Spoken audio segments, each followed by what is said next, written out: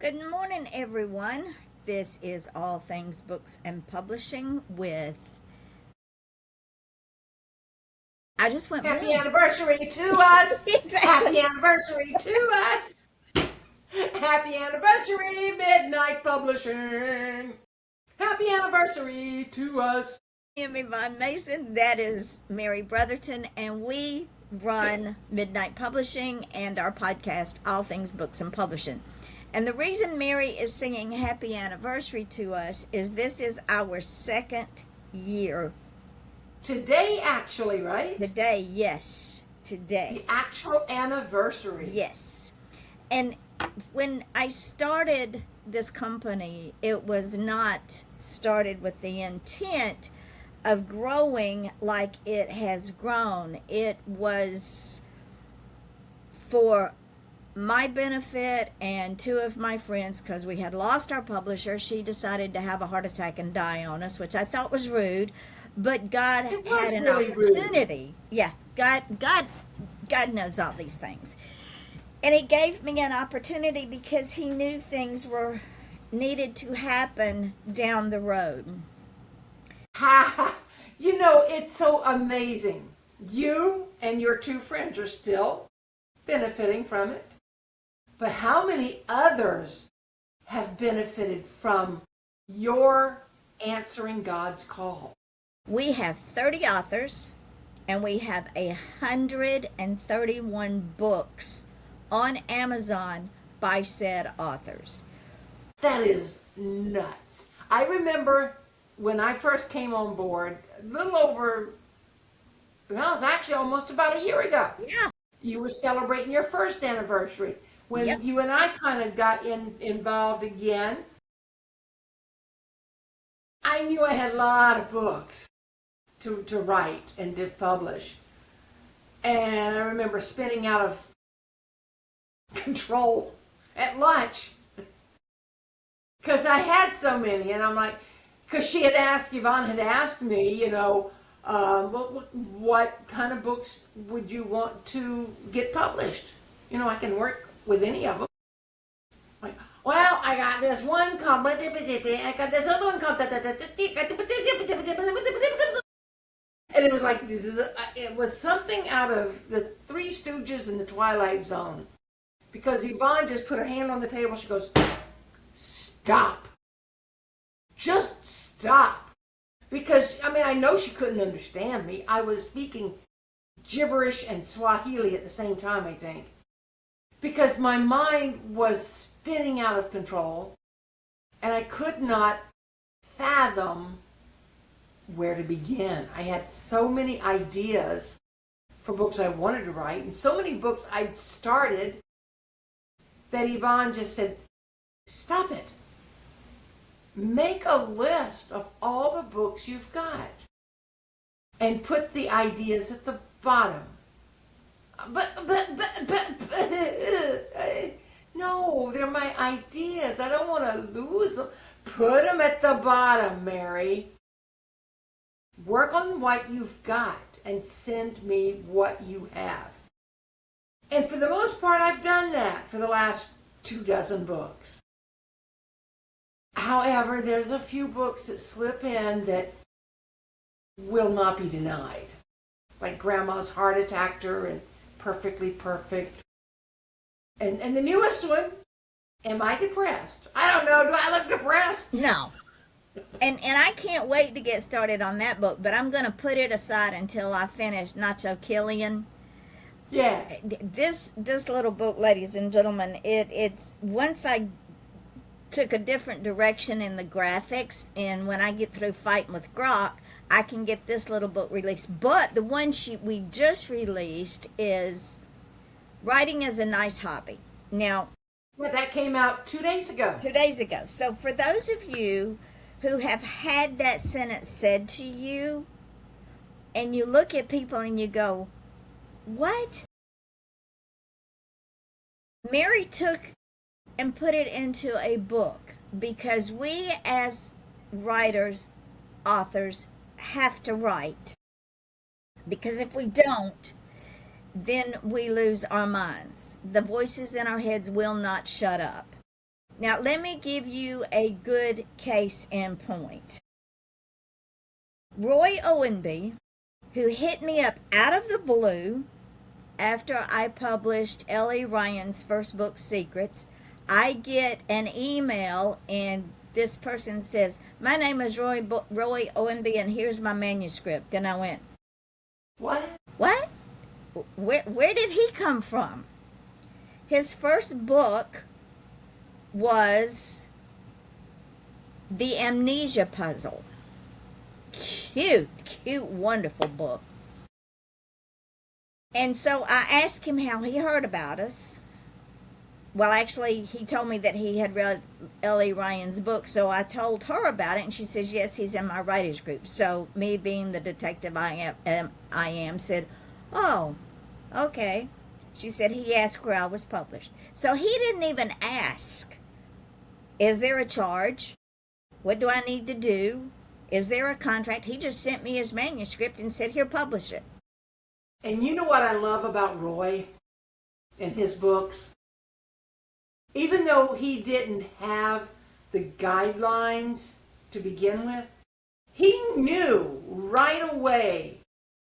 He knew how to format it. He knew how to indent. He knew how to use punctuation. Conversation. It wasn't like some of, I mean, we've gotten some books, holy moly, and the day is coming to an end that we're going to just accept everybody's manuscript as is. We have, and Yvonne has been really, really generous about, oh, well, you sent it to me in an email?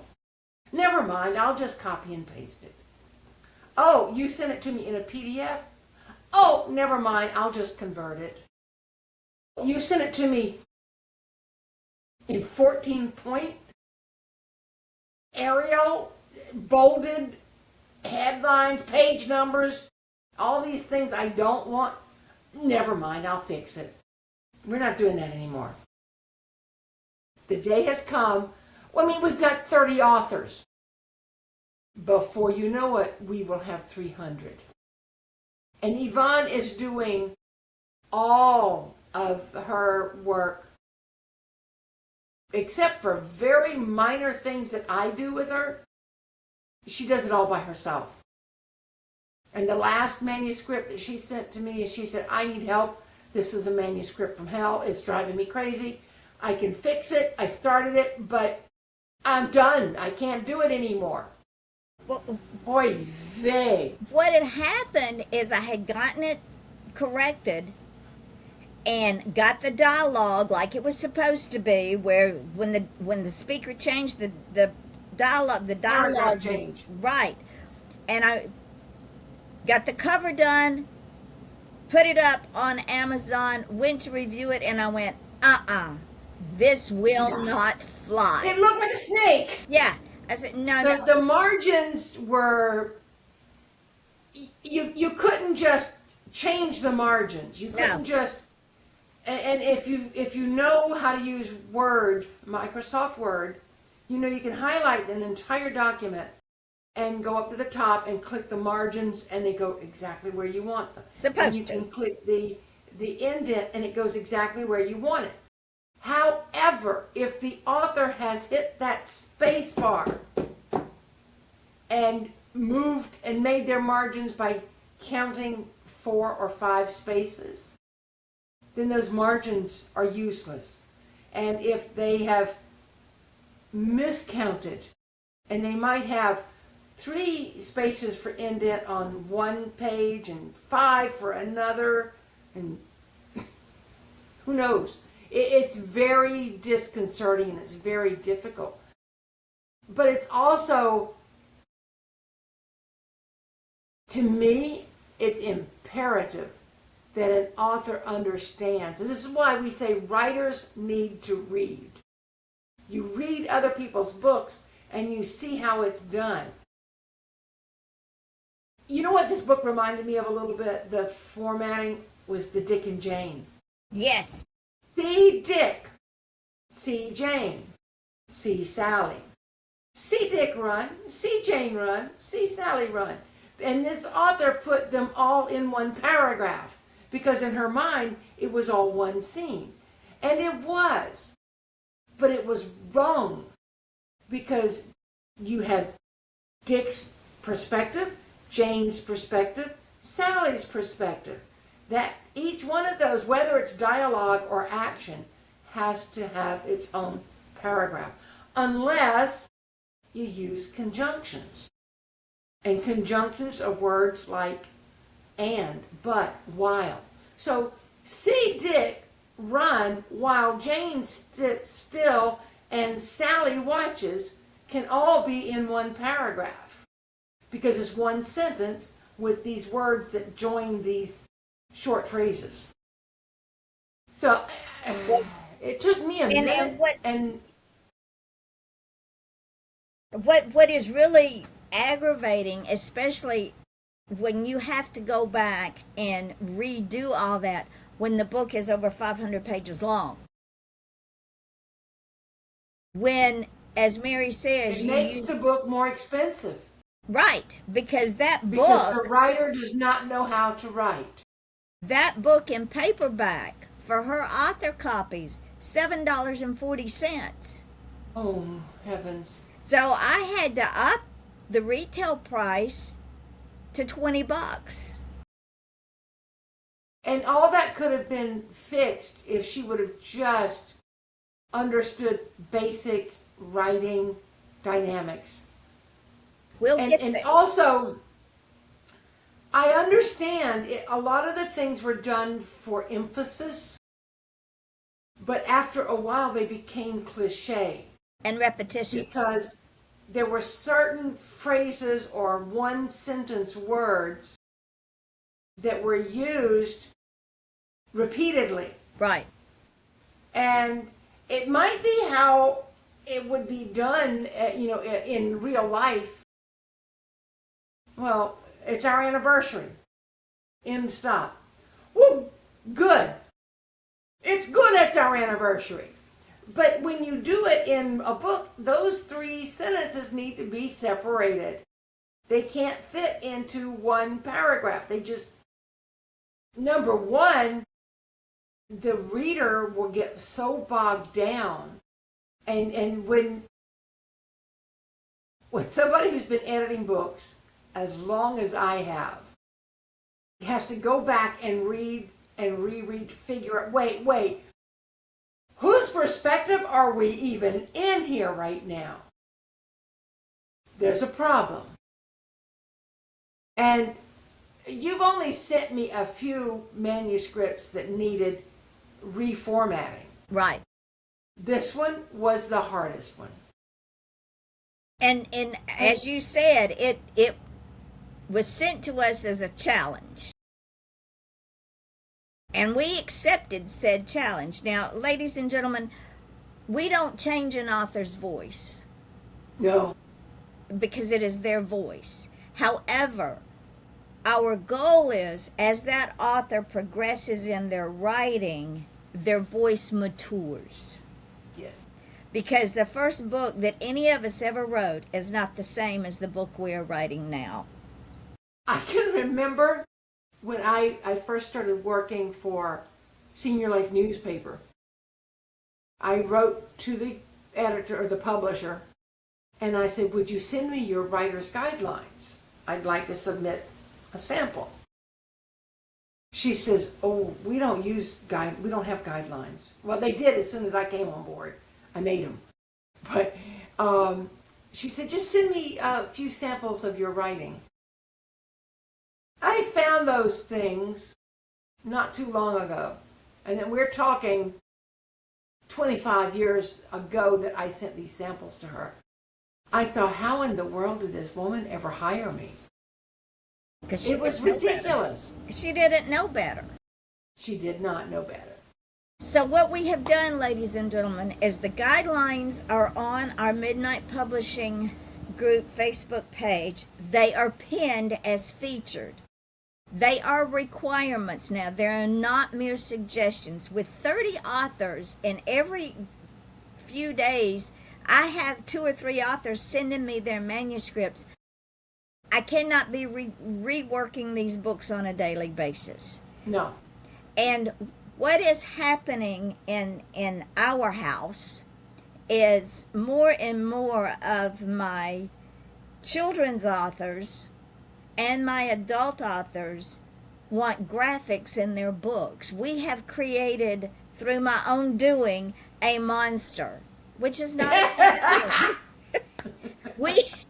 we have set a trend in the industry.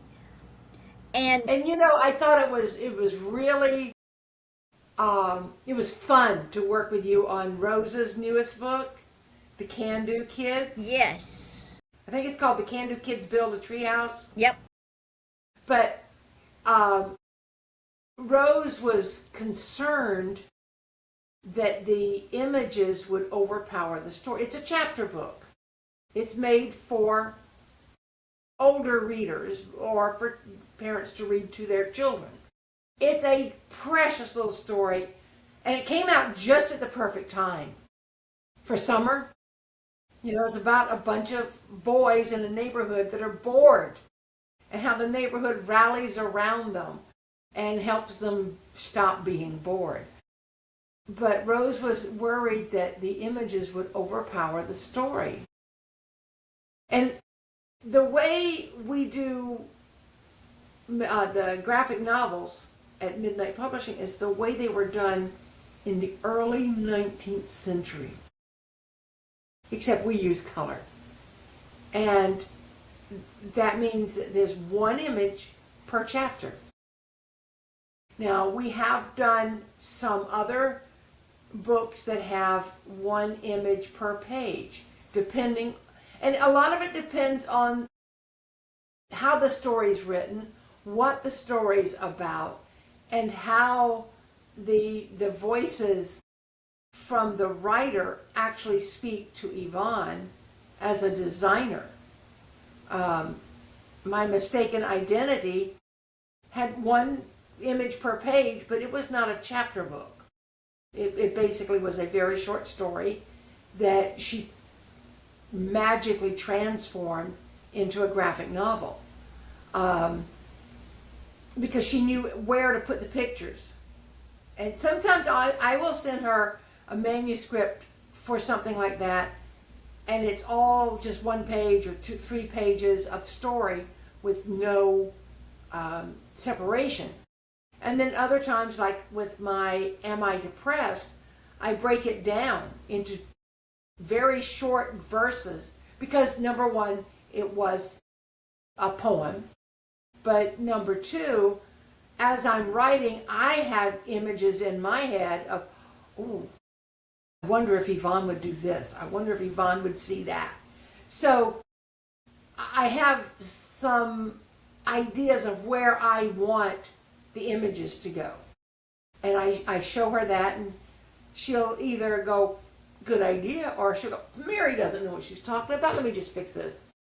And it all works out. It all works out. We are releasing a book by Michael T. Warden, which is Mary's brother, and it is a satire, a tongue-in-cheek book, and it is coming out sometime in June. When I got the book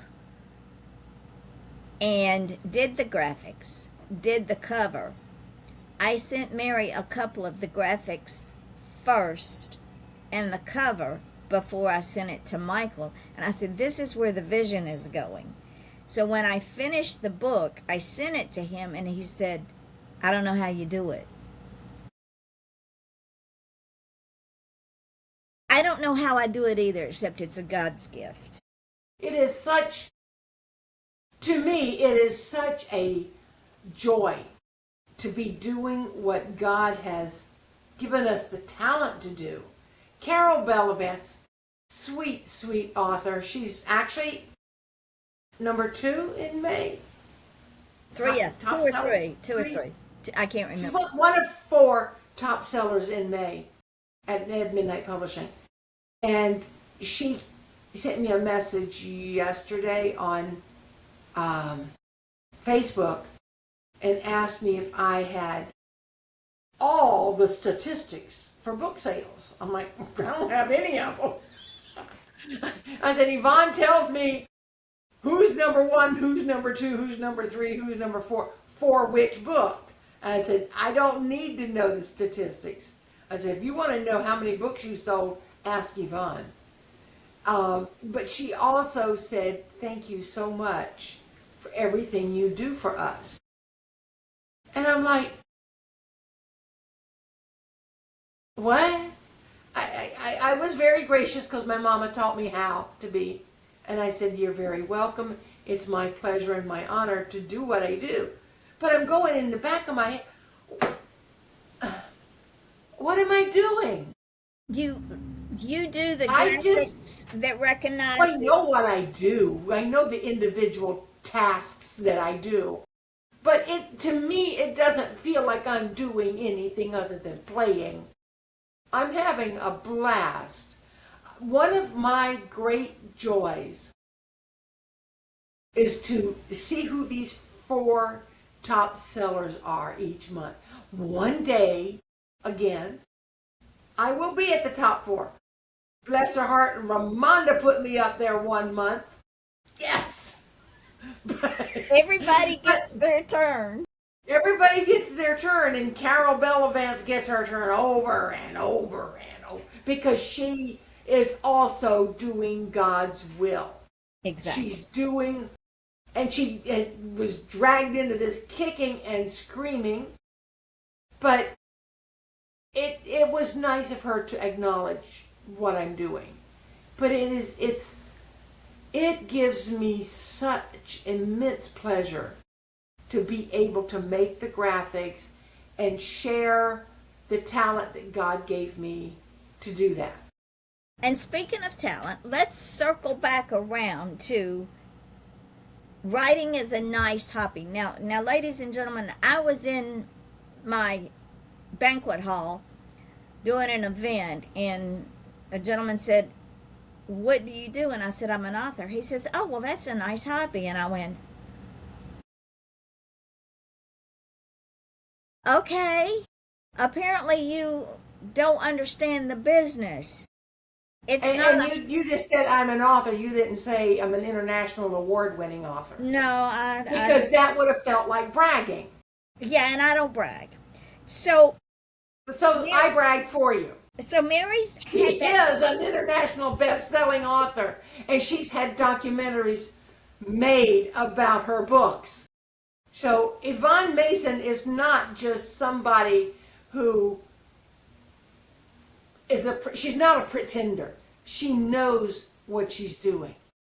So there, I'll get off my soapbox now. Get back to the story. I told Mary, and she's had the same thing told to her as well, as I am sure many of you have.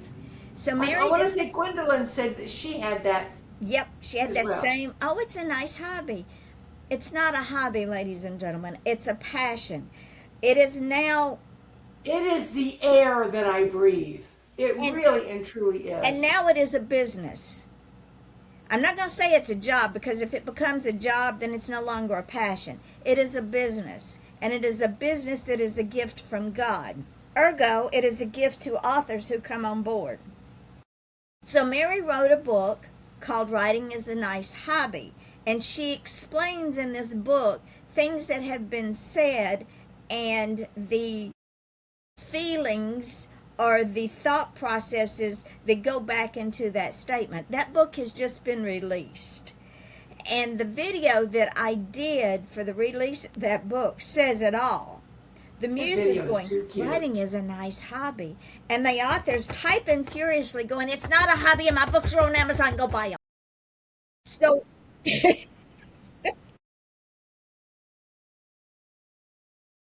When you get to the point in your life that you think that writing is a nice hobby, go get another.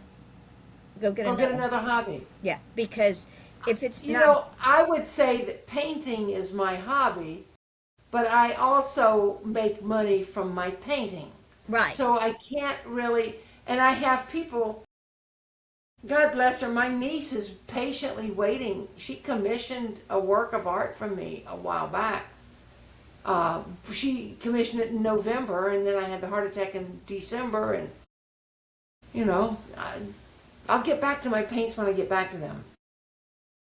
But writing, I can't not write. So much so that since December, I've written 2 books that were inspired, that were not on my list of books to write. Well, no, excuse me, 3. Am I Depressed was the 3rd one. Because when these things hit me, I don't want to say they hit like a ton of bricks, because that's cliche and overdone. But they come to me so hard and fast in my mind that to deny them would be to deny myself and would be to deny God. I remember maybe 2 years ago, I was having inspiration after inspiration, just thoughts and ideas of images to paint, images to create with words, books to write. And I remember walking through my house, and another one just, bam, here's an idea, here's an idea, here's an idea. And I just stopped. I said, Lord, I think I actually called him dude. I said, dude, I don't want you to stop giving me these ideas, but I want you to help me live long enough and live strong enough to get them all accomplished. Just as clear as day, I heard, you have all the time you need. Don't squander it. And then he hits me with a heart attack. What? I was working on it. Come on. I think I've been more productive since my heart attack. True, because you let go. And that's the thing with Midnight Publishing. What we ask 2 questions when somebody comes and says, I want you to publish my book. The first question is, are you explicitly, without a doubt, going to trust our process? And B, are you going to trust me? And if there's any hesitation, well, maybe, yeah, but, then I can't help you. I do not have the ability to help you. And I say that as You can't help somebody get out of their own way. Exactly. There's a difference between can't and won't. Won't means I'm not going to do it. Can't means I don't have the ability. And when you give me those answers, I don't have the ability to get you out of your own way because you're stuck in your own mind. I was. That day that we went to lunch, and I'm spiraling out of God's green pasture, and you said, stop, just stop. I really was not prepared for that, because Yvonne's she's always been sassy, but she's never sassed me. And I was not prepared for that. Yeah, there was a deer in the headlights look. But that's what it took to get her attention at that point. Yeah. Because she was so wrapped up in her own head and so overwhelmed with her own product that she could not be objective. So it took an in-your-face statement to shock her. I could not get past the idea that I needed you to do for me the things that I could do for myself. And yet, y'all don't know how long I have asked God to send me help. How long have I said, if I just had an assistant, life would be peachy. Life would be grand and glorious and wonderful. But like the pastor who died in the flood and went to heaven and said, Lord, I waited on you. I trusted you. and you abandoned me. I sent you 3 firefighters, 2 farmers, a tractor, a boat, and a helicopter. And you wouldn't accept my help. I had to learn, and it took just that one word, stop, for me to realize that Yvonne is everything I've been looking for and didn't know that I needed. She is the best friend an indie author can have. And I don't mean that, I don't say that because she's been my friend for umpteen years. I say that because of the way she promotes us. Yvonne Mason and Midnight Publishing are not your typical publishing house. We don't need to compete with the big 6. We don't need to compete with the medium 6. We don't need to compete with the small 6. I don't even know who they are. But we don't compete with anybody because we are trendsetters. And as they say, hand to God, y'all, I cannot tell you how many times Yvonne has done something for us, indie authors,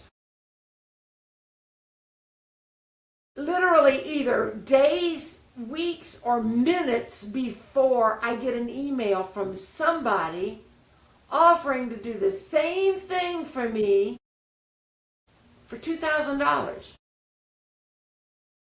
Guess how much Yvonne charges? 0. Big fat 0. Because what she does and what I do and what we do is a service to God through our fellow authors. Soapbox back in the corner again. It's okay. It's our anniversary. You can say whatever you It's want. our anniversary. I can do what I want. The thing is, ladies and gentlemen, we have authors that might never have gotten their voice out there or have been involved with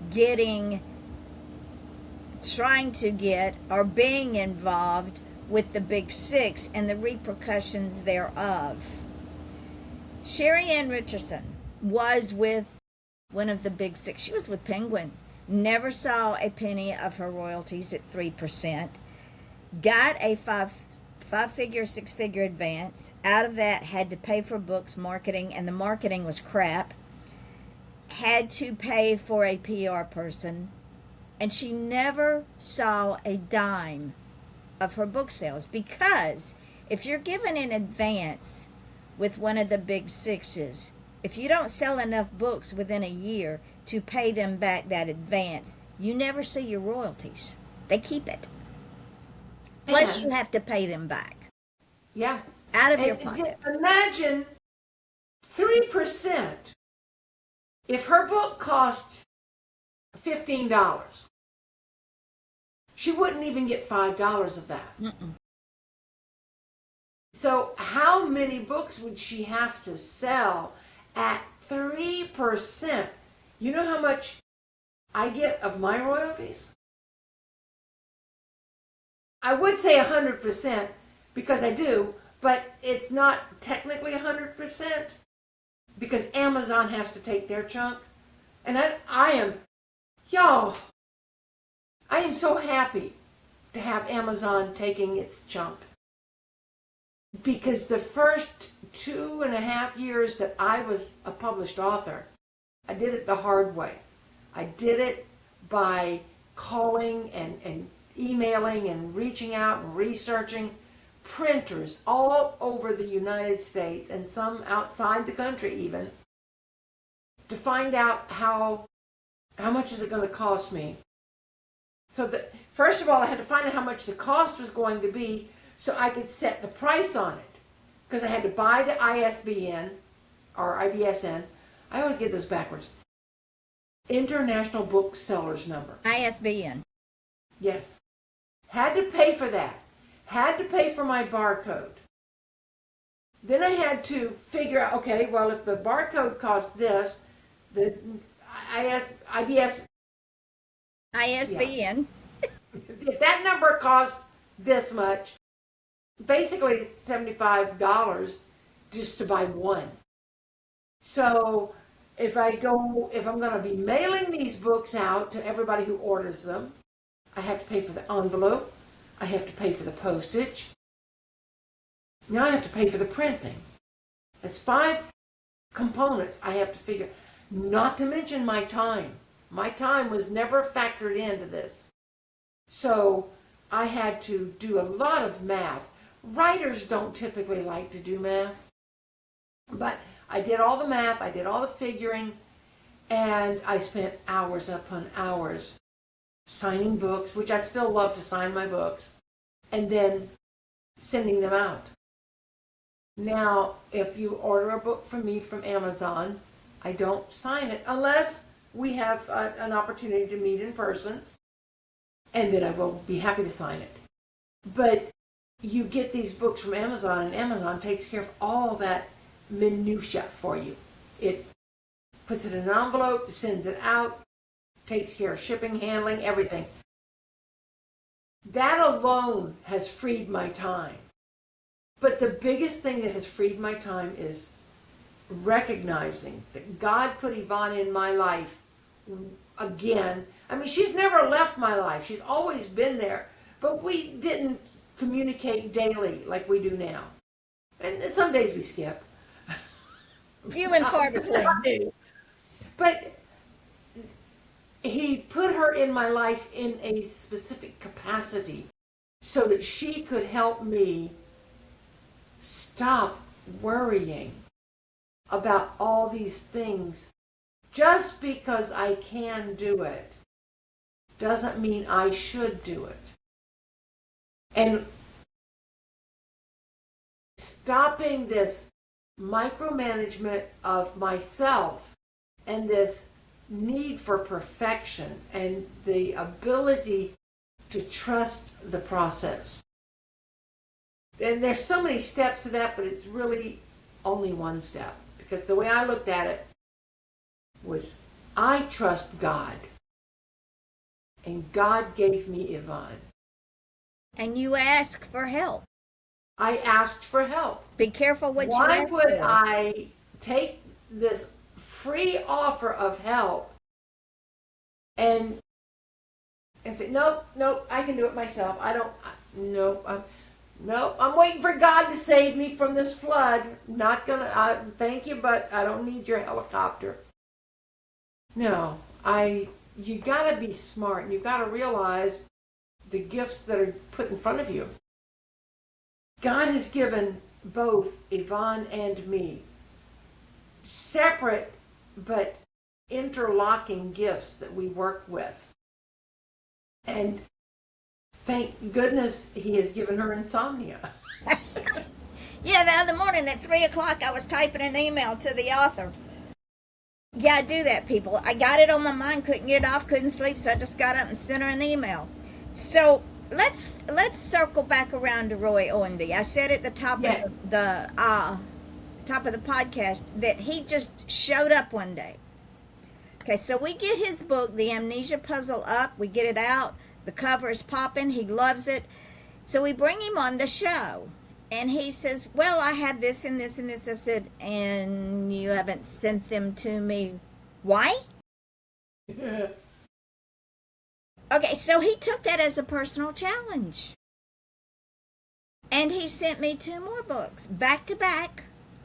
So he now has 3 books out. One of them is The Bishop's Mitre, Murder by Deceit, which is an amazing book.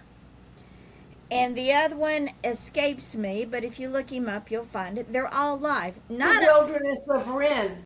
Yeah, and 4 books he sent. Okay, he sent the Amnesia Puzzle. Then he sent The Wilderness of Ren, which is a fantasy, sci-fi, grab you at the beginning book that sent me into forgetting I was formatting it and reading it and catching myself. I love it when that happens. Because I don't do sci-fi fantasy. But this book, and then he sent Journey on a Hostile Sea, Wilderness of Ren, Book 2, which continues the journey. He's also got the third one in the works. Then he sends me The Bishop's Mitre. He sent all those books back to back to back. So now he has 4 books out there. Not only did he send all those books to me, but we were talking about his wife, who's a writer, who was hesitant. Well, the next thing I know, he's popping her book over to me and says she's ready to join up. So her book, Journey of Hope, is now live. It's her debut novel with us. It is about a young man from North Carolina during the 1800s who has nothing to lose. His father has died. His mother has died. He's a sharecropper. He has nothing to lose. So he sells whatever few belongings he has, or he barters it for stuff he needs, and he heads to California. Because there's gold in them there hills. And it is his story of growth, of adventure, of maturing, of loss, of grief, of rebuilding. This book is so well done that I cannot wait to start getting the reviews for it. Now, Nita Owenby is the author, and she was not on social media, but she is now because of Roy. J.C. Masick III has been in our Facebook page for a long time, and as Mary and I were talking before the show, he just sort of sat out there and watched what we were doing. He asked me to republish his book, The Black Dahlia, a Jake Slater murder mystery. For those of you who do not know who the Black Dahlia was, her name was Elizabeth Smart, and she went to Hollywood in 1947 to become famous. Well, she became famous, okay, but not for the reason she wanted to become famous. She was murdered and dismembered and left in a vacant lot. That murder is still unsolved. It's one of my favorite unsolved crimes. JC had published this book 2024, and he said, Yvonne, I want you to republish this book. So I did, and the cover that I put on that book will draw you in before you even open the book. We debuted that book last month. That covers one of your best. Thank you. We debuted that book. We launched that book last month. He sold 5 copies almost overnight. So when I say that we are trendsetters, we are trendsetters on every level of the publishing world. In what we publish, and how we put it together, and our covers, and our marketing, and our videos. And yeah, I do all that. I will pop up a video and say, okay, this is the Black Dahlia, and she's talking about her book. The character's literally talking about her book, and her eyes will just mesmerize you. The latest book that goes live on the 22nd of this month is a brand new author. Her name is Christine Whistler, and it's called The Raven's Cry.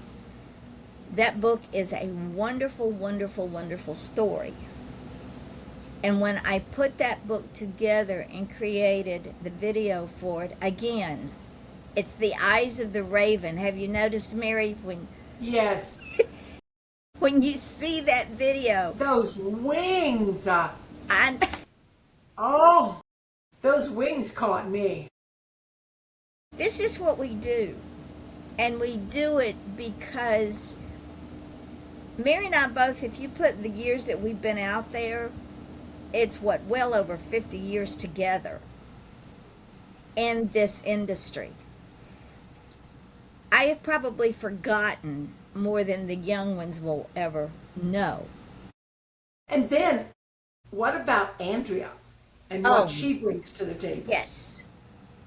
Andrea's another one. She has been with me since the beginning. She was one of my group of 7 when we were considered an ugly word because we were indie authors, and that was an ugly word. We didn't even have social media.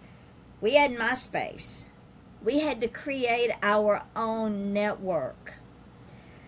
Andrea does voiceovers for Mary and for Gwendolyn for their poetry and their things that they send her. Ooh, she's going to have to do Am I Depressed? She's going to rip that apart. I love it. She will. So we have very talented people in this family. Well, she doesn't just do voiceovers. She turns them into these amazing videos with music behind them. And Yes. it just adds another dimension, another depth to our book. And when I get things from authors, like I got from Rose Padrick this morning about the book, The Can Do Kids Build a Treehouse, Rose has been out there for a long, long time. Rose is still old school thinking as far as illustrated books go. And it took a hot minute for her to understand our trend and our forward thinking and how we feel about the intelligence of children, even at toddler age. They don't like the Dick and Jane books. They don't like the simplicity of books. Their little brains like to be challenged. As my great-granddaughter said when she started pre-K and the teacher told her, okay, after lunch we're going to lay down and take a nap, she throws that hand on that hip and throws that hip out and says, I don't take naps. So that's the same premise that children have. Our goal is to challenge their ability to reason, to read, to comprehend, and to imagine. You cannot imagine with stick figures. You know, you mentioned my brother, Michael. That's another story that kind of surprised me because he had sent Yvonne a manuscript. He wanted to do a book about business cards. And it was a good idea, but he couldn't see the vision that Yvonne and I both saw for this book. Would have made an excellent history book. You know, here's, news at 11. Well, nobody says that anymore because we have news full time, 24/7. There is never a moment when you can't get breaking news. And he had other slogans and commercials and things from his childhood, things from my childhood, things from our parents growing up in the Depression. And they were great little slogans, and he had put them into business card size in the manuscript. And Yvonne and I both said, oh, I can see this going so far. Just, put a little snippet of history behind it so people understand what it is. Well, he did not want anything to do with that. He wanted his business cards. He wanted nothing else, no other text. It was not for him. So he withdrew it and said, I guess I'll just cancel my contract. Well, within a month or less, here he comes with Bethlehem Boppers. And that was the tongue-in-cheek one you were talking about. He took the coolest little way of writing stories about the disciples.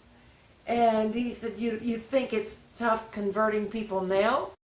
You should have been there back then. And so it was really cute. And the next one is, I forget what it's called. The something calendar of events. Calendar of events.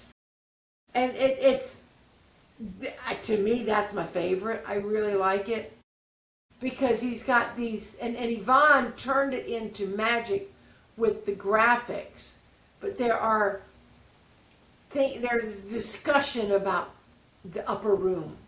And then there's people talking about being a part of history by stoning people or something. I forget how he wrote it. But it's the stuff of pure imagination.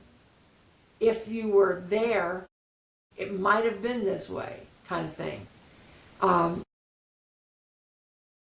I love when an author says, no, this isn't for me, or I'm going to explore options, and then I'll get back to you if I want to use you. Well, we've fixed that, because from now on, before you can start working with us, you have to pay a sincerity fee. It's like earnest money when you're buying a house. Show us that you're sincere. $25. It's not that much if you decide you just want to go in another direction. And then if you decide you want to stick with us, that $25 can be used to buy your first set of author books. Yvonne's been burned too many times by spending days, hours, just back, because Yvonne does not stop. She gets a book, and if it doesn't matter who it is, she puts it in a file, and she knows to go back to that file when she's finished. But she's got a book in front of her. She doesn't stop until that book is completed. When that book is ready to go, she works on it, works on it, works on it. That's if your manuscript has been submitted in its completed form according to our requirements. That's not asking too much. It's asking way less than the big six would ask you.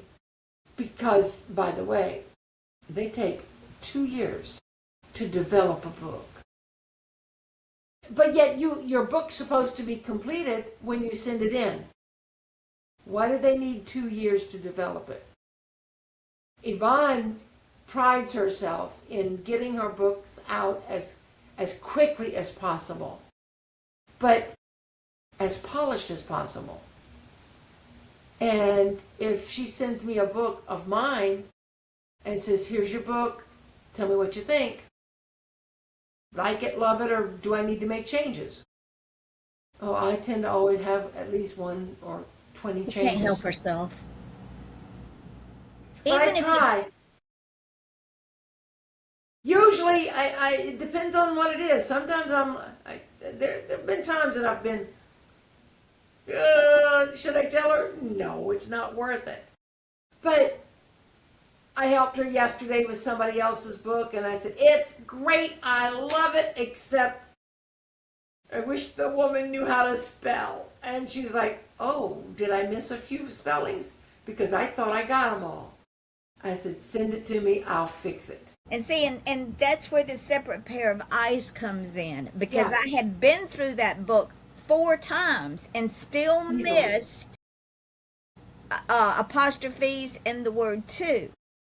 Yeah. And what happens is after, it's like with anything else, after you've looked at that book and looked at that book and looked at that book, the brain sees it right, but if the eyes is wrong. If spell checker doesn't underline it in red, it's real easy to overlook it. But if I look at it for the very first time, and I'm like, it wait jumps a minute, out. is it T-O, T-W-O, or T-O-O? Right. That's just what I do, and it's easy for me to pick it up.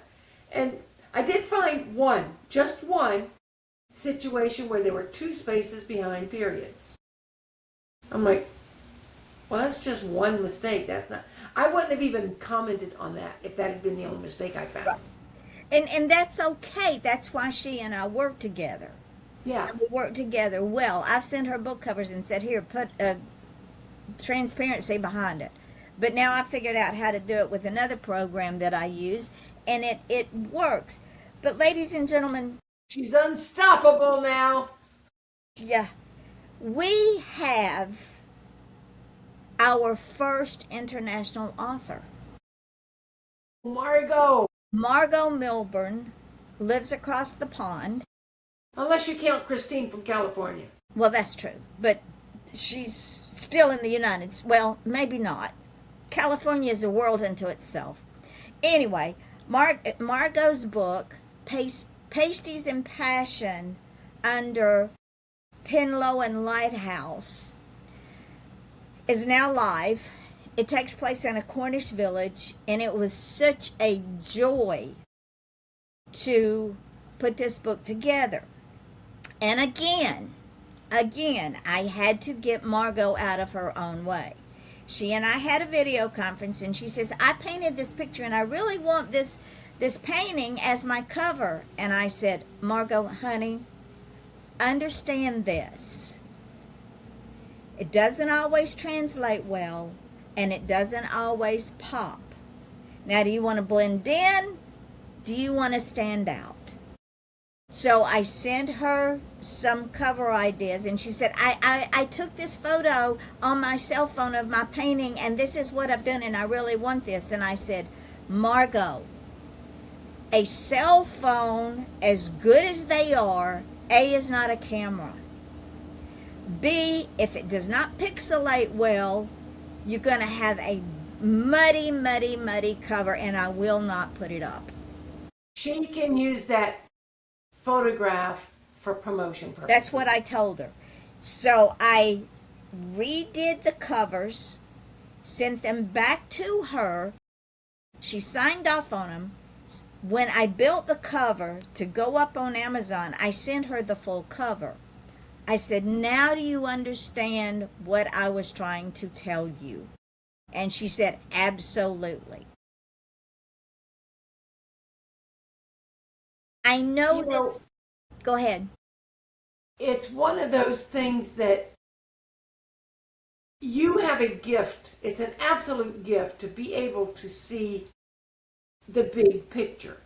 You work with all 4 formats on Amazon. So you automatically are looking at it from a different perspective because you're seeing it as Kindle, as Audible, as paperback, and as hardcover. So you're looking at every cover with a very critical eye that most people, they only think about, this is what it's going to look like on a bookshelf. Or this is what I want it to be. Christina, when she sent me her manuscript, she sent me a cover she had built. Number one, I will not do a white cover. I will not. No. It gets lost. The cover was white, and she had this graphic. And so I didn't say anything, but as I got into the book, I did what I do. The book is about an academy that is magical. It has all these different shapeshifters in it, all these people with these different powers. But the main character is a female that turns into a raven. And her grandmother and mother had the same ability. Why not make that the focal point of your book cover? Why does the raven cry? Why is there a raven? When I went to create the hardcover of that book, because of the way the graphic was set up, it would not fit within the parameters of the hardcover. So I had to take the graphic back to my program and say, okay, I need you to make the raven smaller. I need you to move the academy over into the middle of the book. And it did. And it fit perfectly. So when I tell y'all that I understand what I'm doing, because your hardback is at a 6.197 by a 9.236 because it has what's called a wrap. If the cover graphics or wording falls into that wrap, Amazon's going to say, no, Yvonne, you know better. You need to fix this. Kindle uses pixels. They use 625 pixels by 1,000 pixels, which stretches the picture. There's a reason for that, because it's going onto a device. Paperback is a straight 6 by 9. Audible doesn't care because it's Audible. It usually picks up the Kindle book cover. The only thing Audible cares about is, do you have chapters? That's right. So when I am building your book cover, I know these as muscle memory in my head. And I can look at the cover that I am building and see each one of those layouts in my head as I'm putting this book together. Now, instead of building 3 different covers, I go in and I change the size of the original cover to fit the Kindle, to fit the hardback. But when I get a cover from an author that says, I am married to this cover, I don't care what you say, we're using this cover, and I'm going, no, we're not. There's a reason for that. Margot, bless her heart, when I sent her the updated front and back, she built the cover. And I said, Margot, honey, it ain't going to happen. And this is why. Feel free to send me ideas. Gwendolyn Law, we just released her new book, God's Timing. She wanted a pocket watch as part of the front cover. I made it happen. But if you're married to a cover and you absolutely are married to that cover, I cannot help you, because you won't get out of your way and let me do what I do. Mary will tell you, she had some great ideas for Faith and Folly, and she sent them to me, and I said, are you married to this? Look at this. And you've been able to do so much promotion based on the cover that you created that you would not have been possible if you used my ideas. And that is also another idea behind the covers. When I did the video for Margot's cover, the narrator has a British accent.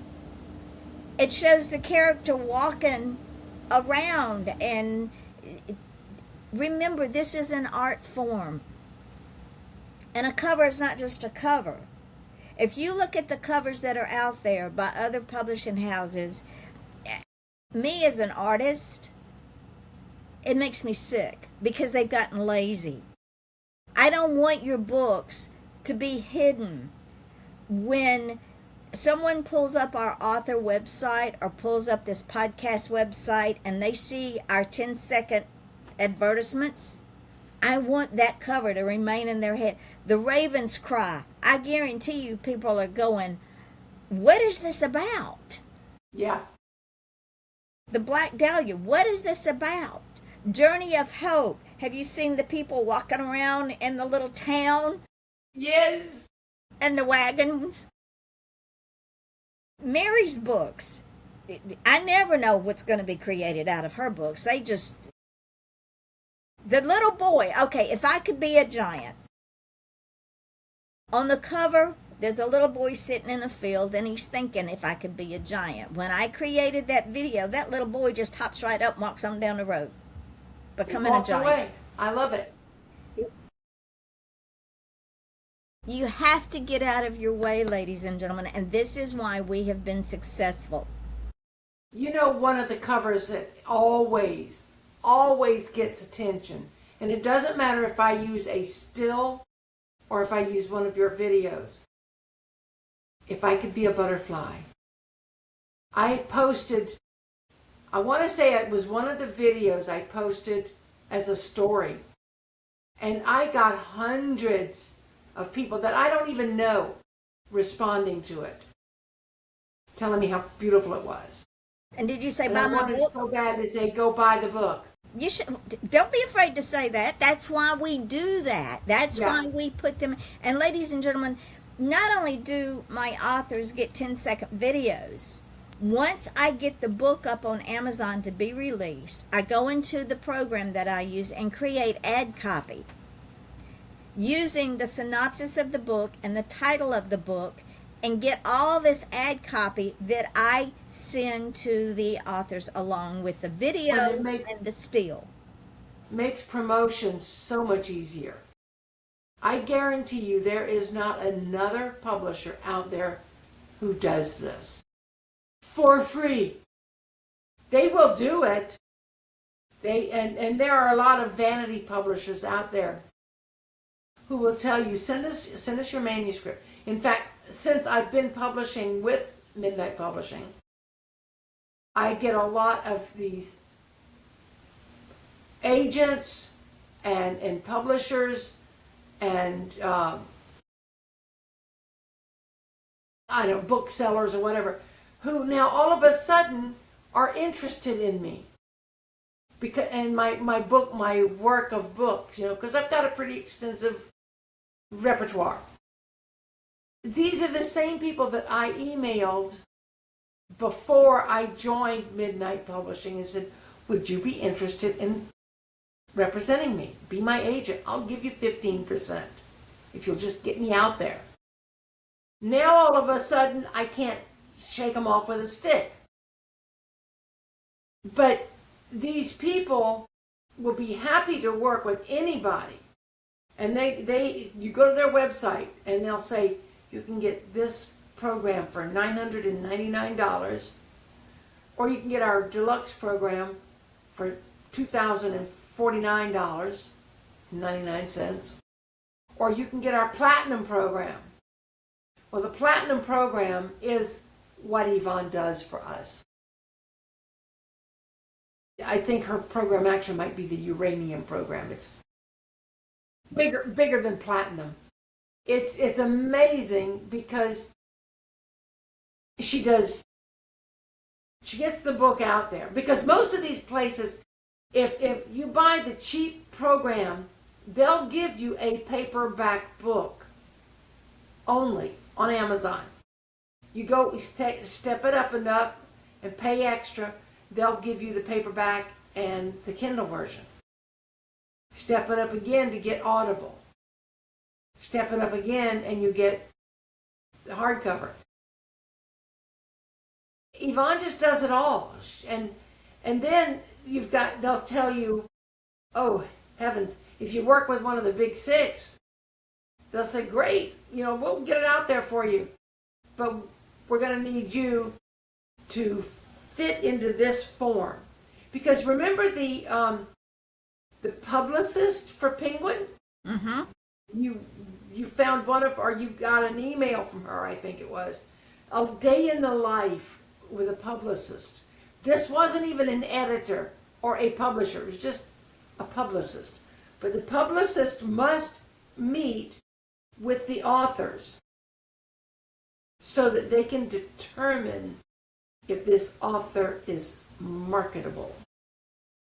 They probably would reject me because I got a big mouth and I don't mind using it. They would also probably reject me because I'm 71. They want somebody who's in their 30s that they can mold. Hornswaggle is the only word I could come up Well, with. there is that. But they want somebody who's young enough that they can keep them in their clutches for many, many, many, many years. They would look at me and go, well, she's only going to be here another 25, 30 years at the most. Because trust me, I plan on living that long. But I'm in the final quarter of my life, probably. They want somebody early on that they can convince and get them all twisted around, because the more money that they get from you, the more money they can get for you, but take from you. Because they're going to tell you, oh, no, you cannot go to this little local book event. Like Yvonne and I were at the Authors for Authors book convention. there may have been, I'll say 75, and I think I'm being generous, people in attendance. But those 75 people were dedicated and interested, and they were very curious about us and about the other things that were going on. If I was to be working with Penguin, they would say that I could only go to book conferences that had X number of authors and presenters. And probably they'd want it to be in the hundreds, or if not thousands of people. So I'd have to go to New York or San Diego or Chicago. I don't have money for that. And they're not going to pay my travel. If I was James Patterson, they might. But James Patterson no longer needs that. He doesn't even write his own books anymore. No. Let's go back to the author for author events. Now, ladies and gentlemen, because I am the person I am, even though these authors are not in our family, I support them. So I set up for them to be guests on the show. Robert Jacobs was our first one. He does the pirate books, and that was an amazing 2.5-hour show. But I approached this young woman who probably in her late 20s, and when she gave her what we call an elevator speech, she made it sound like that she was all that in a bag of chips. And I'm thinking to myself, honey, if you're trying to impress, you're not doing a real good job of it. So I went over to her, explained to her who I was, what I did, and her attitude was one of disdain and looking down her nose at what I do. And she said, well, I'll have to check you out. Honey, I was running podcasts before you were born. You missed a golden opportunity, because this podcast is heard, seen all over the world.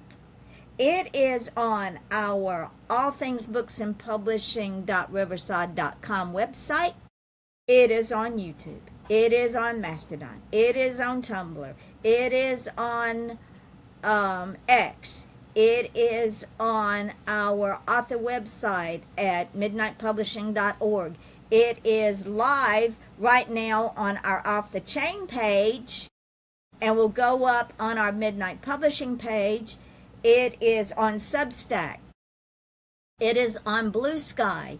It is on Spotify, Deezer, iHeartRadio, Amazon Music, Apple Music, some I don't even know about. So she missed an opportunity, especially when our YouTube channel alone has got over 4 million views. Really? I need to check you out.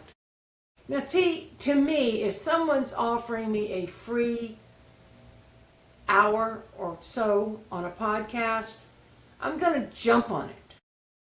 I'm not going to jump on these paid opportunities because I host my own show. Exactly. Why would I need to be on your show at a premium price?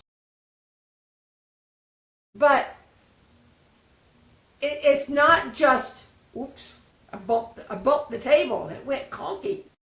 It's not just the podcast. Yvonne then goes back. See, y'all don't understand. And I cannot express enough how honored I am to work with somebody who is such an overachiever, because it has given me permission to stop achieving.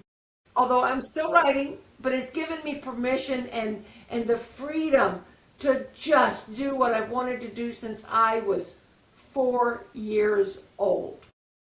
And that's write books. When the show is over, Yvonne will go back and she will pull what Riverside calls magic clips. Because we do. We talk for an hour and a half, 2 hours sometimes, because the conversation just gets so good. Especially if we have a third person, a guest.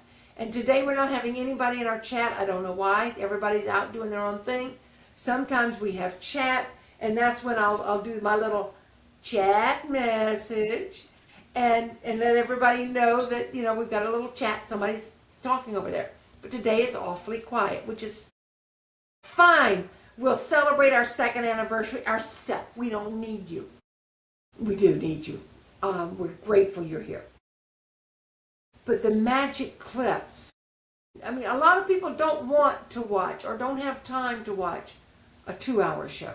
Well, and I can't put up a 2-hour show on TikTok, so I put up the magic clips, and then I put up the link to the website so they can go and watch it if they choose to. Yeah.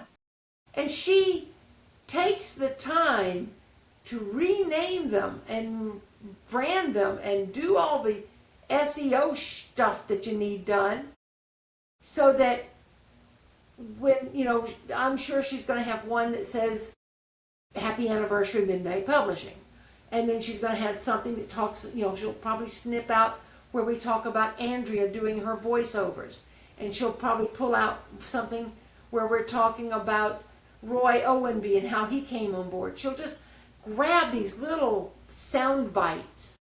They may be 90 seconds long, they may be 5 minutes long.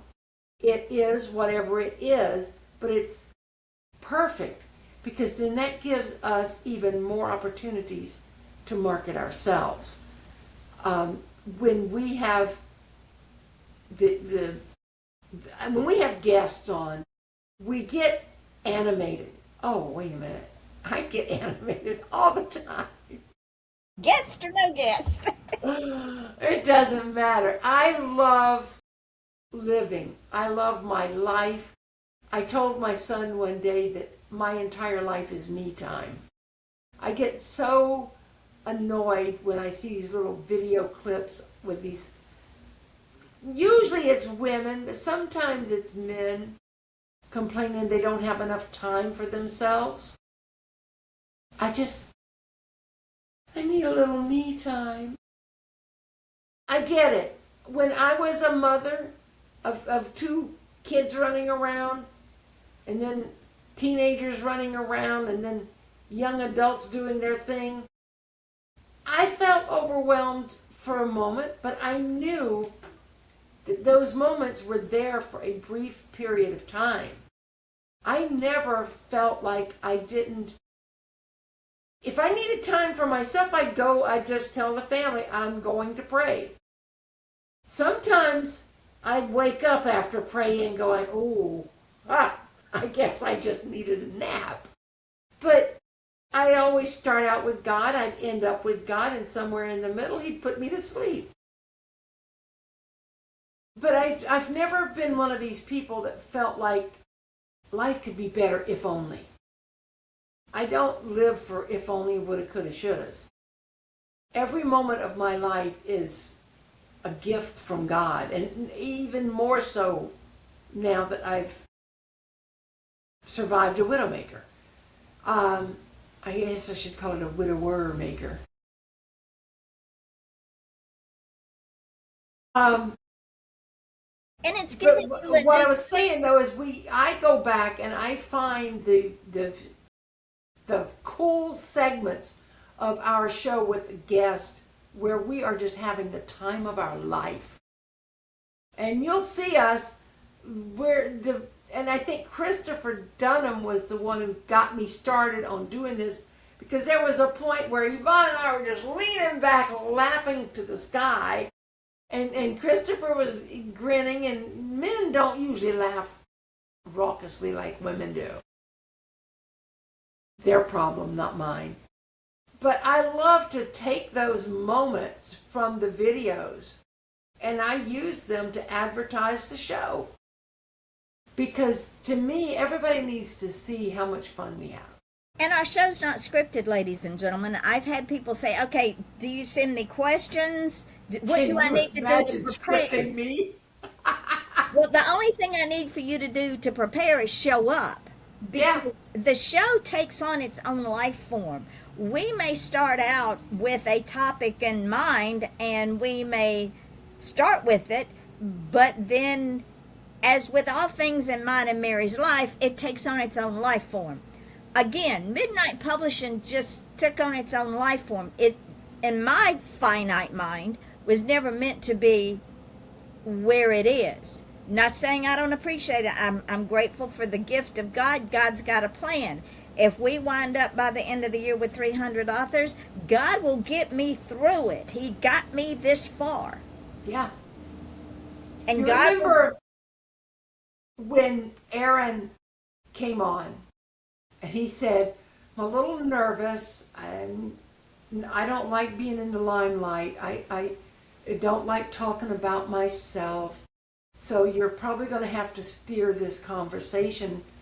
I'm just going to I'll answer your questions. Like mother, like son. Yvonne asked him one question. He took the show for at least 30 minutes, maybe longer. which And- is and- a gift. Yeah. Because that's the whole purpose of this show is for us. Number one, we want to help educate other writers. We want to be inviting and encourage you to join us if you're so inclined. If you're not, then by God, go to Amazon and buy our books. That's all we want. But really, when we have a guest on, whether it's a Midnight Publishing author or another indie author like Linda, was it Linda Wright? We had her last week? Yes, was Linda Wright. She's published elsewhere or published by herself. But the point is, we want to encourage authors to come here and talk with us and talk about themselves, their journey, their process if they choose. For me, I've had so many people ask me to tell about my writing process. I'm like, I don't really have one. I sit down and I write. It's Aaron is one of these people that he has to be, there's a word. Organized. It escaped me. He has to be dedicated and devoted to spending a certain amount of time each week. And he has a plan. He doesn't do outlines, God bless him. I love him for that because he and I used to be in a writer's group where there were two engineers. And they couldn't understand how we're what you call pantsers. We fly by the seat of our pants. And these two engineers knew from point A to point B every inch of their stories. They had outlines. Well, good for you. I can't write that way. I don't want to write that way. And Aaron doesn't write that way either, and sometimes he gets stuck in his own head, which is why he's now writing two books at the same time. Nice. Yeah. Now, ladies and gentlemen, this young man had tried to go the route of the Big Six. He got rejected so bad that he stopped writing. It took him 10 years to come back to his passion. When we finally got him on board, and I got his book up, gave him the release date, he said, okay, so what now? It just sits on a shelf? And I went, no, we're selling books. When he got his first royalty check, and he got one the other day too, when he got his first royalty check, I think he went into sticker shock. I don't think he was expecting anything.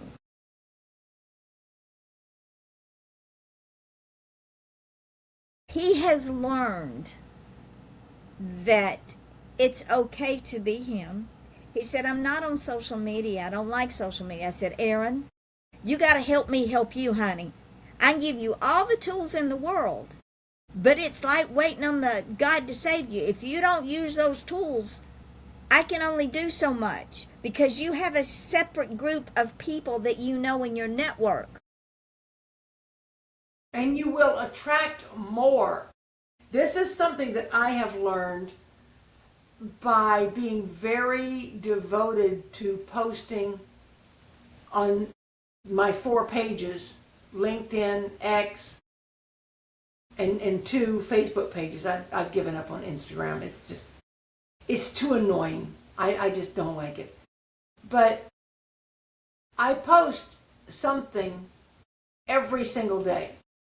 Now, do I go on those pages and post? No. I go through Canva. I schedule my posts. And it's what I do in the evening when I don't feel like doing anything else. I'll just make a couple of posts and I'll post them up and share them and be done with it. But because I post things about writing and reading and books and education and libraries, I'm getting followers that I never expected. And I have to share something. Aaron sent me 5 more chapters of his second Phage book. And he told me, he said, well, I'm not sure. I sent him a couple of changes and I told him, I sent you some changes. I was on the edge of my seat. He goes, thank you for looking it over. I'm hoping to have some more for you to read soon. I'm just not sure if it'll be Phage or Cassowary. Cassowary is the character of his second book that he's working on. Because what happens is he's basically got 2 main characters from 2 different books competing for space in his head. And whichever one comes up the strongest, I think they arm wrestle in his mind or whatever. So I told him I really enjoyed how you wrote these chapters. He goes, thank you. I'm glad my self-doubt was once again unfounded. One day I'll beat this damn imposter syndrome. And I told him, some people never overcome it. Just don't let it stop you. I call it a self-saboteur that sits on our shoulder. It is. That's exactly what it is. He said, never again. I get so much more out of writing than I ever got out of not writing. There you go. When my brain tells me I'm an imposter, screw it. I'll be an imposter. What I neglected to tell folks is we're on Substack, TikTok, and Instagram. Everything that I put up on Instagram shows up on a reel on Facebook. Just not on my feed, on every feed out there. So even people that are not following me or friends with me, they have an opportunity to see that feed. All right, now I'm going to have to go fight Instagram just to get back on Instagram. It's not that hard. It really isn't. It isn't. It's just annoying. Well, so are the Village Idiots, but they're a challenge. Except but they're giving you a 3rd book. Yeah, exactly. All right, ladies and gentlemen, let me tell you what happened. Because there are people in the village that annoy me. They're like a gnat that I can't get rid of. A couple of years ago, I posted that I was going to write a book, and one of the annoyances was going to be a character in the book, and she took it as a compliment. When the book came out, she was slightly offended. Honey, I didn't tell you I was going to make you a hero. So there was a character that died immediately in the book. He's also was an annoyance. Just happened to live across the street from me. Well, he got very, very sick with cancer. He already had several heart attacks. And he died 2 months ago. 2 days ago, his widow had moved all the stuff out of their house because she's moving back to Tennessee. The house got struck by lightning.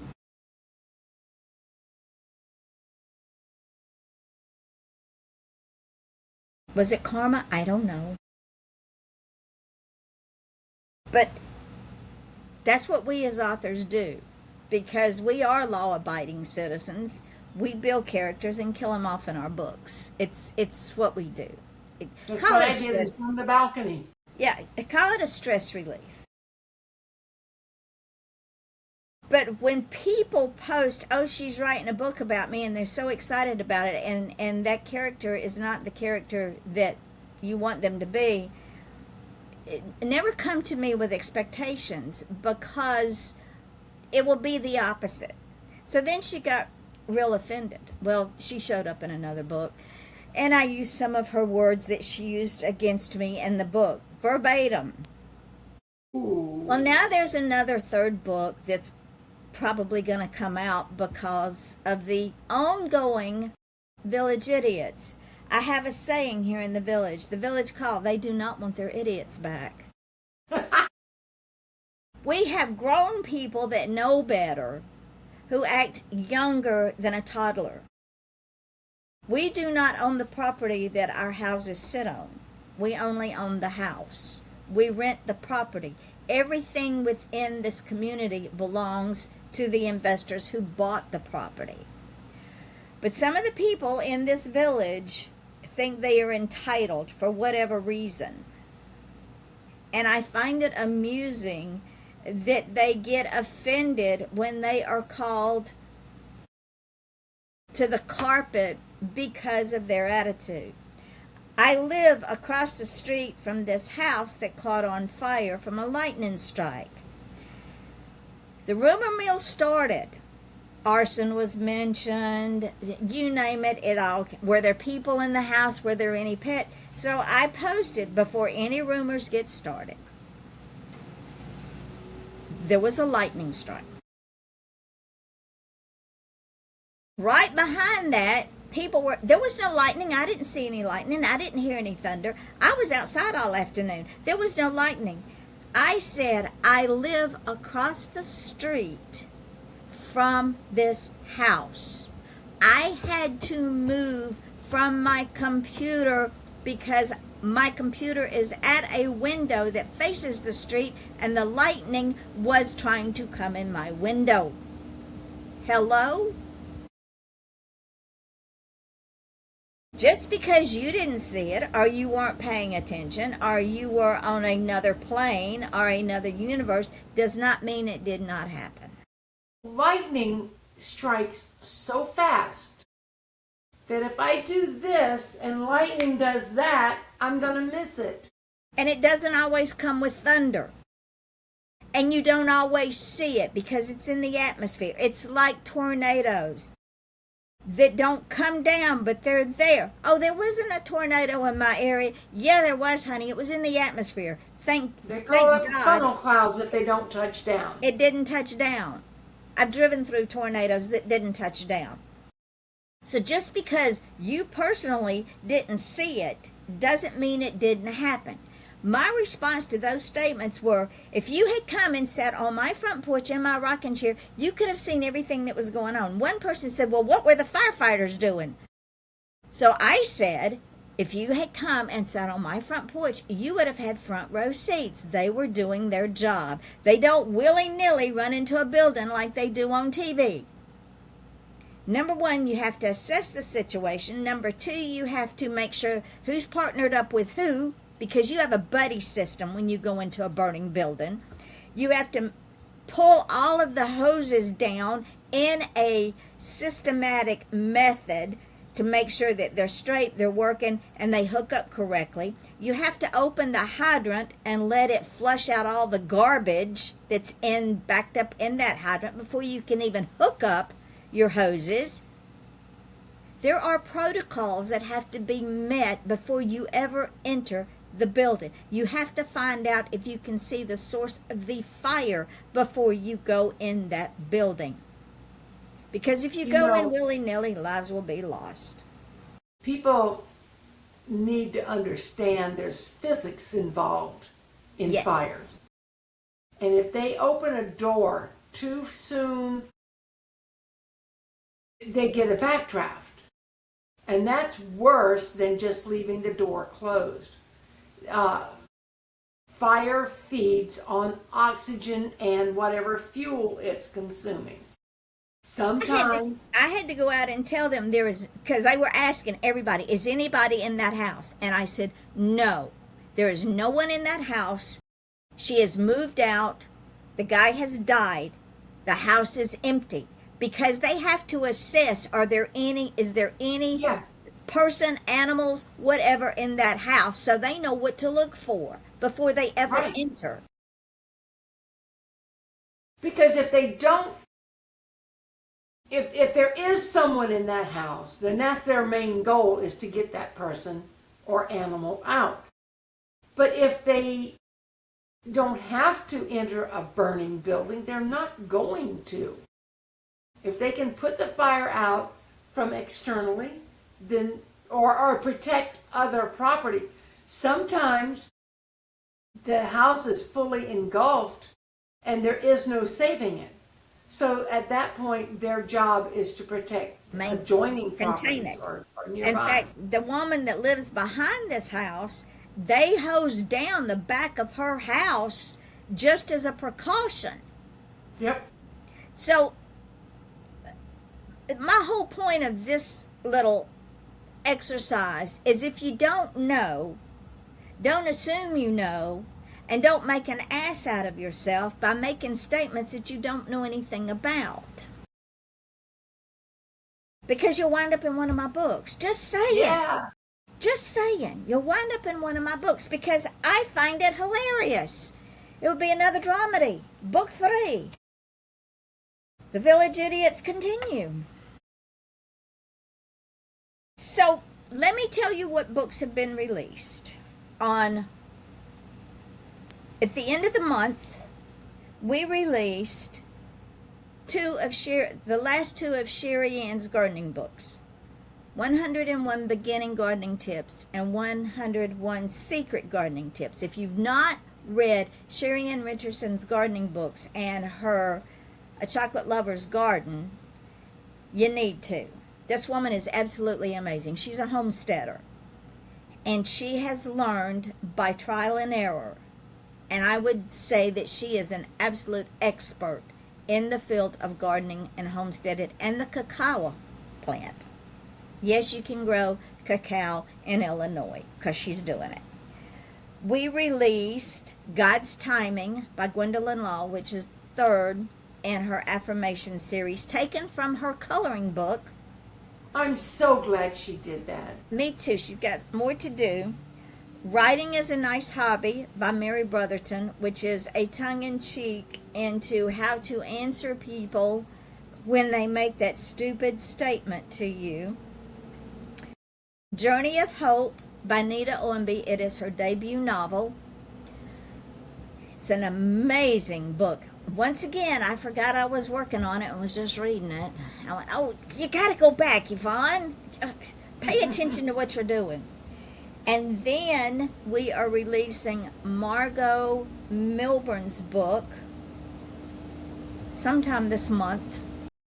I don't remember when, because I've released so many in the last few days, called Pasties and Passion under Penlaw and Lighthouse. Now, you have to understand, she is from across the pond, and they call pastries pasties. It's not a stripper thing. Pasties are pastries. That's their nickname for them.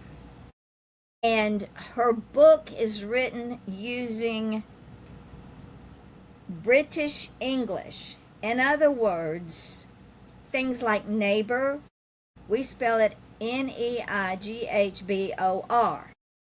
They spell it N-E-I-G-H-B-O-U-R. It is not misspellings. They add a U to a lot of their words.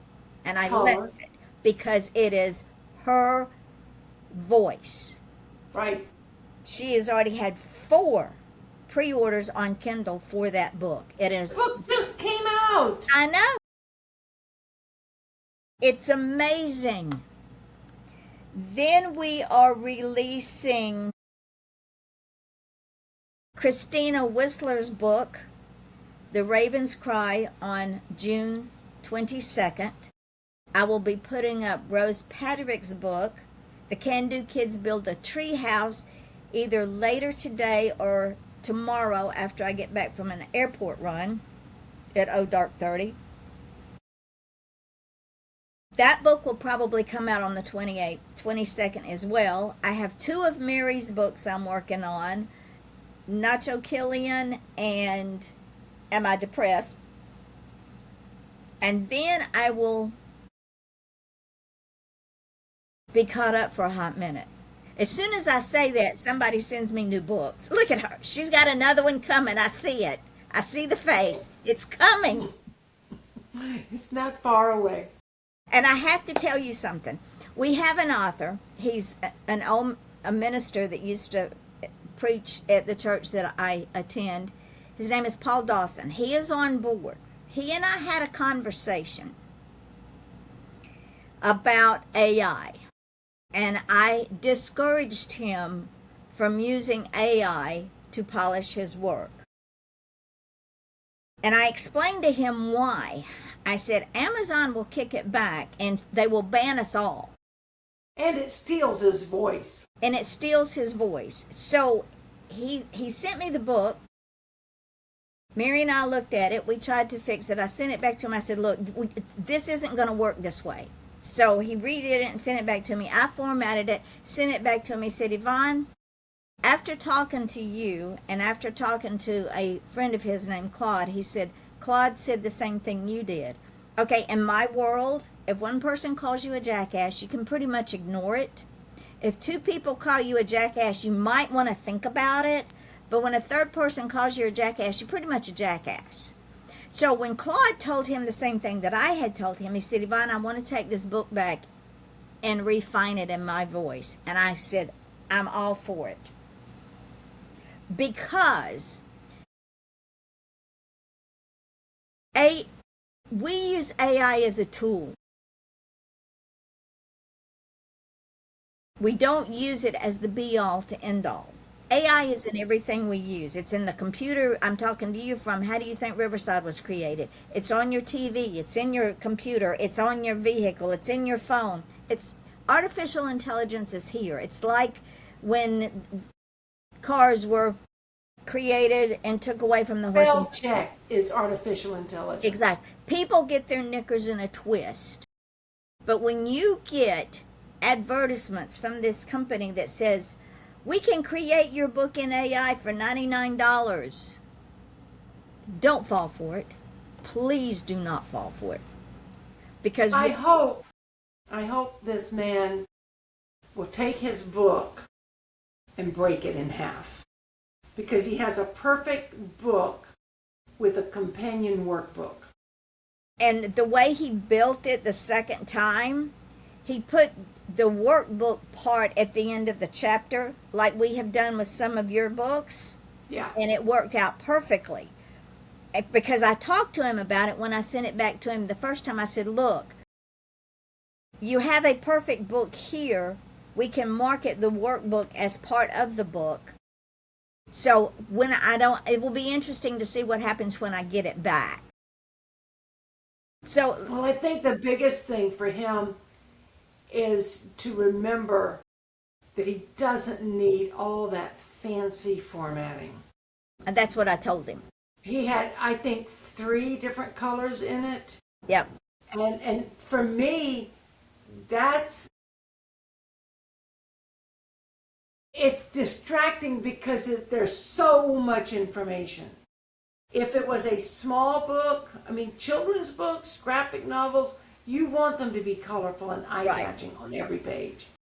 But when you're dealing with information, you need it to just be presented. You don't need to have gimmicks to try to steer the eye one way or the other. It doesn't need window dressing. No. And that brings me back to, ladies and gentlemen, if you send me a manuscript and the first letter of every chapter is in some weird font, it's coming back to you. Yeah, don't use drop caps. No, because what happens is that was part of the problem with the book From Hell that we tried to work on.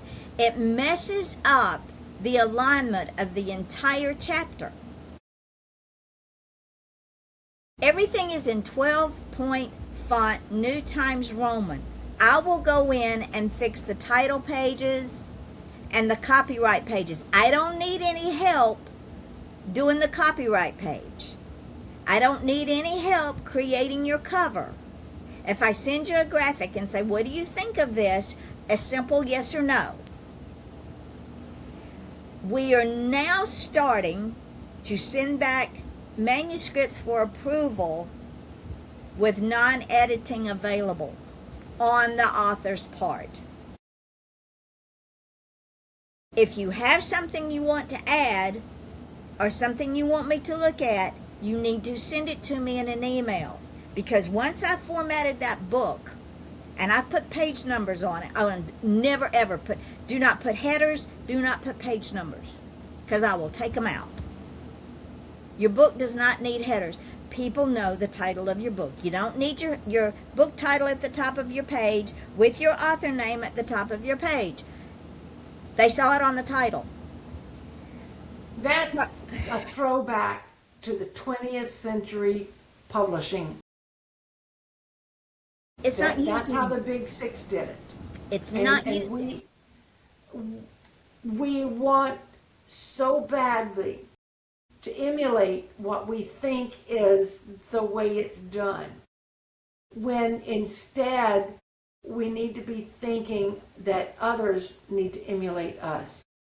And speaking of that, when you send me a manuscript, do not send over on the right-hand side the title of the book, how many words, whatever else you throw over there. That is not a manuscript. That's a research paper. I want your title and your name, period. I'll take care of the rest. I don't need all this. I don't care how many words it is.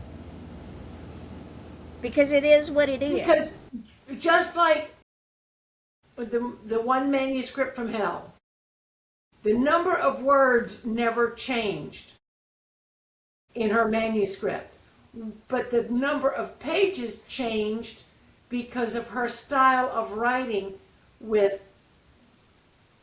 using conjunctions to combine the action in one paragraph. Johnny threw his hand up to the sky and screamed. Sarah fell down.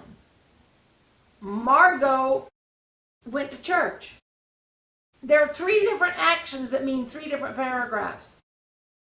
You cannot put them, you can't, even though in your mind it's all happening at once. And there were a couple of places when I edited it that I did leave some of those together, because she started it with so much, something happened. Right. Or I could see the entire world at a view, kind of thing. And so it showed her world view, one with all these images. But if you're wanting to keep your costs low, number one, don't get sucked in to how many words. This is something that in the 19th and 20th century, publishers were worried about.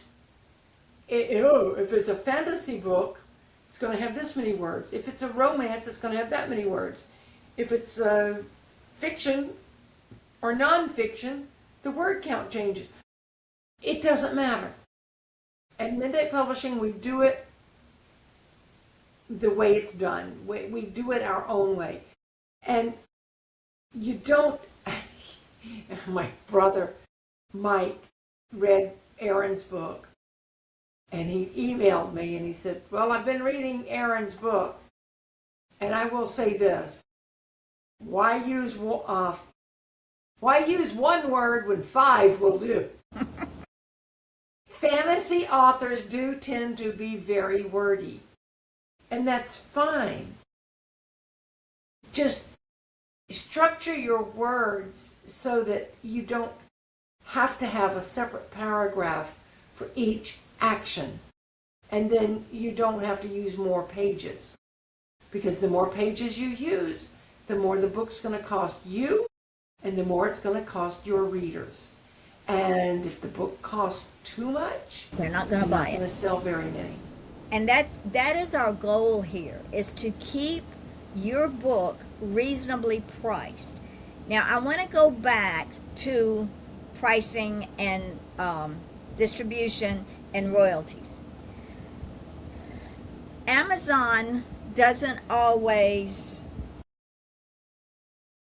let me back up. Other countries do not always print paperbacks through Amazon. So our books are not always available through every country. Most of the time it's the UK and a couple of others. Most of the other countries will print the hardbacks. Kindle is all over the world. Audible is all over the world. With Kindle, I ask for 70% of royalties for my authors because there is no printing cost. Amazon And takes that's the maximum you can get for us. right. That is, and Amazon takes a small cost for processing. With Audible, it's the same thing. It's minimal cost to Amazon for processing. With your paperback books, I ask for 35 to 45% of royalty because the print cost, let's just take this book we're talking about, the print cost for the paperback, the print cost alone, what it cost Amazon to print that book is $7.04. So they're going to take that. So I had to make the cost of that book to the reader at $20.99, just so my author could get, I think it's $3 and some change. Because Amazon is going to take that printing cost plus whatever administrative costs they have to take for their overhead, buying the ISBN numbers, buying the barcodes, they're keeping their lights on. But I am getting my authors the maximum amount that I can in royalties so that they see a return for their investment. To print that book in hardback, $12.05. So that book in hardback is $25.99 to the reader. If the author purchases that book, they're going to pay $12.05 per hardback and $7.04 per paperback because the author cost is what they are getting. That's the printing cost of what Amazon charges. Plus the author is going to pay sales tax and shipping. It's just the price of doing business. Yeah. So when we say we try to keep these books reasonable, but yet get you the maximum amount of royalty that we can, that is a true statement. That's why when I have the availability to put your book on Kindle, to put your book up on Audible, I do it because you're getting a really big bang for your book, and our books in Audible sell. Yes, they do. And if Amazon would figure out a way that I could put my children's books up, I would have them up tomorrow on Audible. They're all up on Kindle, and that's another whole story. That putting children's books up on Kindle is not an easy feat. Putting our little graphic novels up on Kindle is not an easy feat. So when Mary tells you I'm on this computer from daylight to way past dark, she's not kidding. And sometimes I have to walk away because it doesn't want to play well with me. So with that, I know you got to go to the doctor. Yep. So we will close. Oh, you got to tell them about next Tuesday. Next Tuesday is June 9th. It is our class. We have a class every month on the second Tuesday at 1 o'clock right here on Riverside. You can watch the archived on YouTube. You can go to our Facebook page on Off the Chain and get the link and join our chat. And you can come into our live class if you want to. We're talking about the Chicago Manual of Style and how it pertains to Midnight Publishing. Because we've had too many writers who just don't know how to format their books, and they don't know how, it's all well and good for us to tell you, we need you to do it 6x9 Times New Roman 12-point font. But if you don't know how to find those clickers, the prompts on your computer, it's not going to help you. So we're going to have a class next week and talk about how the Chicago Manual of Style requires certain things. That is the only style that we use at Midnight Publishing. And we're going to, the rest of this year, 2026, most of our classes are going to be based on style and requirements and how to get your books published quickly through Midnight Publishing rather than having one of the big houses take 2 years to develop your book. I don't know about y'all, but I don't have that much time left. I can't afford to wait. So, join us next Tuesday. I will put the link up. It will also be on YouTube. It will be on our website. It'll be on our author website. It'll be on Substack. Listen, all you have to do is pull us up and we're everywhere. We are an international publishing house. We have our first international author, Margot Milburn. Thank you so much. We will be having her on the show as soon as we can work out logistics because she's 8 hours time difference from us. We are releasing books left and right, and we love our authors. And Andrea's beginning to get the same things you're beginning to get from other houses wanting her books now. Yeah. They see us and they're like, oh, we could have had her. But I'm sorry, too late. Too little, too late. So until next Tuesday at 1 o'clock when we do our workshop, and then next Wednesday at 10:30, we have, who's our guest next week? I'm not sure. I thought it was going to be my brother, but. Well, Friday night at 7 o'clock will be a special show with author Darlene Williams and her illustrator Karen Lee. I may be flying solo, but that's okay because I have flown solo before. So join us Friday night at 7 o'clock when we talk to Darlene Williams about her book, The Healing Real Life Adventures of Emily Rosegarten, My Seahorse Muse, and why she wrote it the way she wrote it. On the 10th, we will probably be by ourselves again because Anne Marie's not going to be able to be with us because she had to go to France. Yeah, you know what? I should reach out to Linda Humphrey and see if she can join us. Yes, reach out to her. If she can, we'll schedule her. Let me know. On the 17th, we have author Joanne, what's Joanne's last name? Fisher. Joanne Fisher. She was on my show many, many years ago. I've known her for many years. Can't wait to have her. Then on the 24th, we have the beautiful Deborah Gaskill. These are some authors that we hooked up with at our Melbourne event, and we are ready to promote them. So reach out to... Gwendolyn joins us in July again, right? Yes, July the 8th. Gwendolyn joins us, and on July the 15th, I think that I am working on scheduling Christina Whistler. I reached out to her and said, how about this day on June July? She's in California. She is. No, I reached out to Christine on the 1st. She hasn't answered me yet.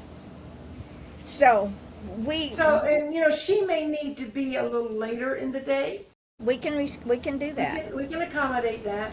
So, ladies and gentlemen, we have a packed house full of stuff coming up, so stay tuned. Subscribe to our website at allthingsbooksandpublishing.riverside.com. Join us on our Midnight Publishing Facebook group page. We're getting 2 and 3 people a day. Mary, go to your doctor. I love you, my darling. I love you, and I'll keep you informed, let you know what happens. Happy anniversary to us. Happy anniversary! Oh, keep bumping my table. Shake, shake, shake, shake, shake. Bye, guys. Bye, everybody.